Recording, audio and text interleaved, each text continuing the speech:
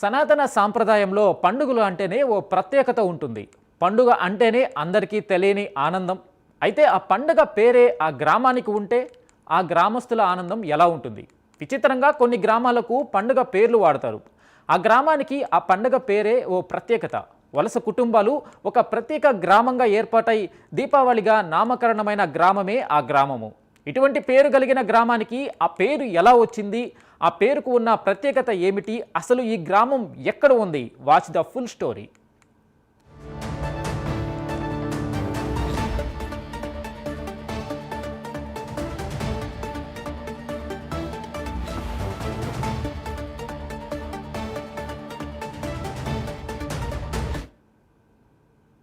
శ్రీకాకుళం జిల్లా గార మండలంలోని ఓ గ్రామం పేరు దీపావళి. జిల్లాలోని ఈ గ్రామానికి అందరూ దీపావళిగా పిలుస్తుంటే ఆ గ్రామ ప్రజల ఆనందానికి హద్దులు లేవు. దీపం పరబ్రహ్మ స్వరూపం. అటువంటి దీపాన్ని ఆ గ్రామానికి నామకరణమైందంటే ఆ గ్రామ ప్రజలు ఎంత అదృష్టాన్ని నోచుకున్నారో తెలుస్తుంది. ఆ గ్రామంలో చాలా ఇళ్ల పేర్లు కూడా దీపావళిగా ఉన్నాయి. ఇంతకీ దీపావళి పేరు ఆ గ్రామానికి ఎందుకు వచ్చింది? ఆ చారిత్రక నేపథ్యం ఏంటో ఇప్పుడు చూద్దాం.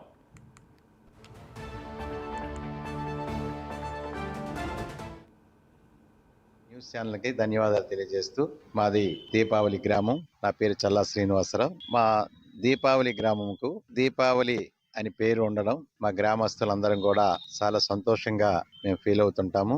తెలుగు పండగల్లో దీపావళి గ్రామం దీపావళి పండుగని దీపావళి పండుగ తెలుగు దీనిలో పండగల్లో ఎంత ముఖ్యమైనదో ఆ పేరు మా గ్రామానికి రావడం కూడా మేము చాలా ఆనందంగా ఆ పేరు రావడం మాకు ఫీల్ అవుతుంది. ఆ టైంలో ప్రతిరోజు ఒక రాజుగారు శ్రీకాకుళం నుండి శ్రీకూర్మం నుండి కలింగపట్నం, మళ్ళీ కలింగపట్నం నుంచి డైరెక్ట్ గా మాకుండి ఇక్కడ నడకదారి ఉంది, పెద్ద గోర్జి ఉంది, ఒక 60 మీటర్లతో గోర్జి ఉంది. ఆ దారంట ప్రతిరోజు గుర్రం మీద రాజుగారు వెళ్ళడం రావడం జరుగుతుండేది. ఒక రోజు రాజుగారు గుర్రం మాత్రమే మేస్తుంది అక్కడ పక్కన గోర్జిలో, రాజుగారు కనిపించలేదు.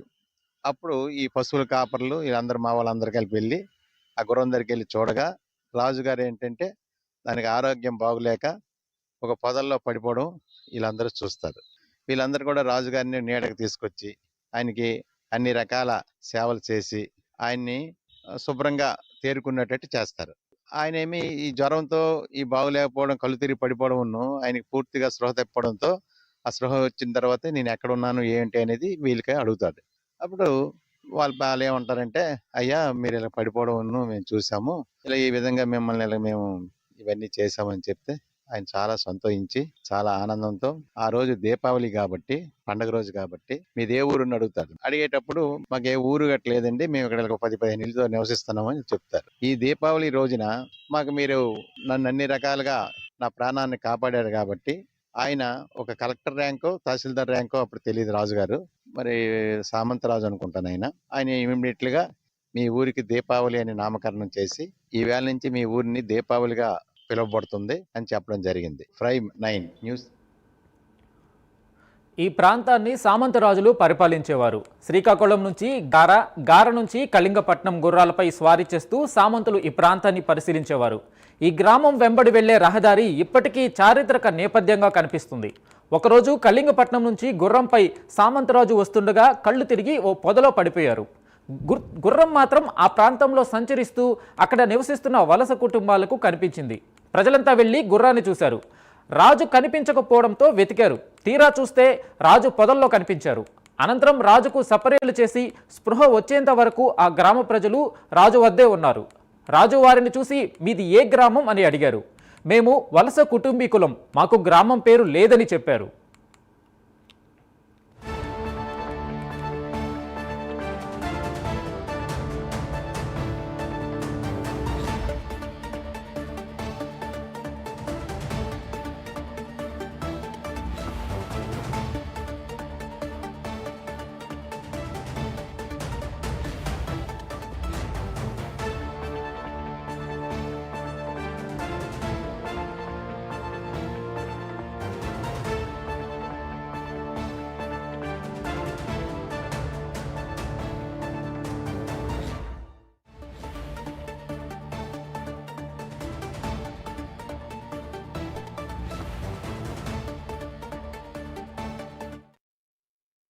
నుంచి శ్రీకూర్మం, కళింగపట్నం, రాజుగారు బయలుదేరి వెళ్తుండగా రిటర్న్లో వచ్చేటప్పుడు పడిపోయి ఒక మధ్యదారిలో పడిపోయాడు.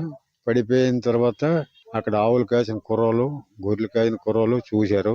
చూసిన తర్వాత గుర్రం ఏట ఇక్కడ ఉందని చెప్పి చూశారు. దగ్గరికి వెళ్ళేసరికి రాజుగారు పడిపోయి ఉన్నారు ఓ తుప్పలోన.